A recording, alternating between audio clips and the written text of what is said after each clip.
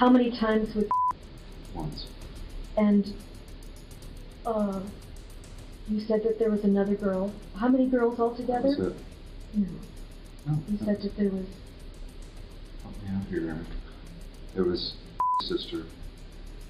There was Sister who was 10 because she wrote me when because she was 10. 10, 11, 12, around so Yes. several years. There were, I think that there were, yes, there were like 3 incidents over about 3 years. Okay. So, and then there was the girl across the way at That's and then there's, so it's just right. 3? You're sure? Yes. HLN cannot confirm that it's Stephen Collins and his wife on that tape. We cannot confirm if the tape is authentic or has been edited. Straight out to Mike Walters, TMZ news manager, you broke this story.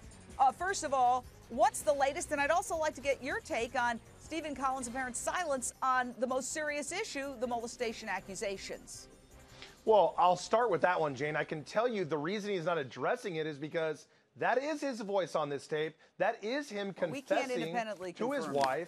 And I do understand that, but I think that kind of tells you a little bit about what is in the audio and how he feels about it. His only reaction, like you said, is to vilify his wife, his ex-wife, and say, you extorted me. You took this audio tape without my knowledge and you shopped it around to try to get your settlement. I can tell you the other side of the coin, though, Jane. The other side of the coin is she's saying, yes, I did tape you, and yes, I wanted money from you, but all I ever wanted was my half of our community assets as a married couple who's now getting divorced. I can tell you, I've seen all the documents, Jane. They're worth $14 million. Yes. There's a lot of money at stake. Tonight's Naked Truth. Former Disney star Raven-Symoné in hot water after telling Oprah Winfrey she doesn't want to be labeled gay, even though she's openly dating, living with a woman. And she also does not want to be labeled as African-American either. Naked Truth panel, we begin with Clay Kane, entertainment editor, BET.com. So my question to you and our panel, let's debate it. Is Raven just afraid of labels, or is she afraid of who she really is? Clay. I don't think Raven is afraid of labels. I think she's afraid of somebody else labeling her, right? Because like you said, American is a label. I think for me, we shouldn't avoid labels. We should avoid the bias that comes with the label, right? That's where I kind of took a pause at. I think Raven-Symoné is a great talent. She's a television icon, and she might be able to live in a world where not calling herself African-American or calling herself gay or lesbian is okay. But for me as a journalist, as a writer, I think labels are important. And being African-American isn't a negative thing. Being gay or lesbian isn't a negative thing. So I embrace the label. I'm okay saying I am black, I am a gay man, all these things. It doesn't mean that every walk of my life I'm screaming I'm black and I'm gay. But culture and identity and background, those things are important. Well, we have an exclusive guest tonight, Dorian Bond, the private investigator who is working for Jodi Arias. You saw her a couple of weeks ago behind bars.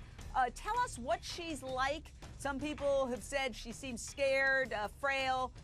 What are your impressions when you sit behind bars with her? Dorian.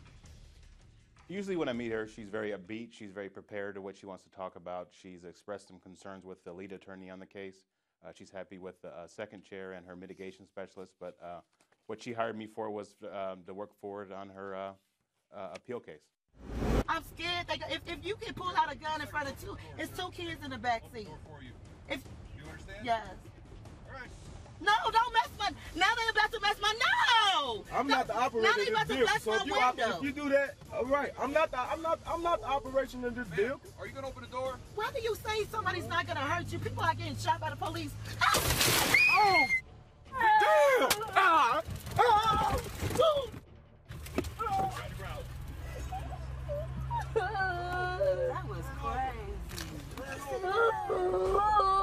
horrible. This is a horrible situation. This is wait. This is how you record? Is videotaping. They're now suing Wendy Walsh, psychologist. I can see that you're very upset by this. I'm upset by the crying child. That's what I heard there.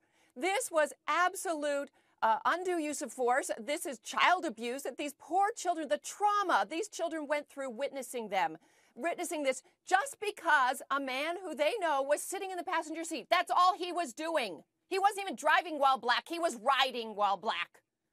Lisa Lockwood, some people are saying, well, if he had just gotten out of the car. But the point is, they're driving, and she's pulled over not for armed robbery, for not having her seatbelt on. And she's going to visit her mother, who is sick in the hospital. Why do they need his ID?